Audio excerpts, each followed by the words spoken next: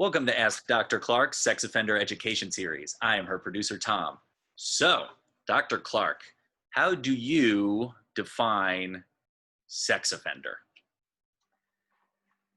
The way I define sex offenders is there's several types. So sex offender is an umbrella category.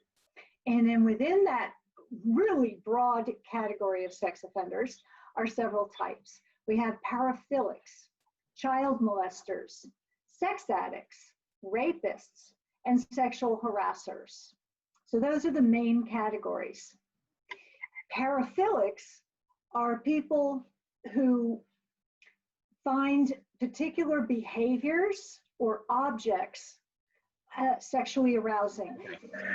Those objects or behaviors can be illegal, as in exhibitionism, voyeurism, or pedophilia. Child molesters are people who molest a child. They may or may not be pedophiles. So our pedophiles find children arousing exclusively, that's what turns them on. Whereas child molesters who are not pedophiles may molest children for a variety of other reasons, and we'll discuss that in one of our next videos. Sex addicts are people for whom sex is the drug of choice. So their behavior is obsessive compulsive, out of control, done in spite of negative consequences to self or others. And sometimes in that mood-altered state of drug seeking, of behavior seeking, going out for sex, their ability to think, their prefrontal cortex shuts down. They're not able to think, and they commit sex offenses.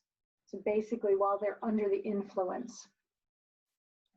Rapists are those people who are using sex as power and control. They're exerting power and control over another individual or group of individuals, and it's to assert dominance.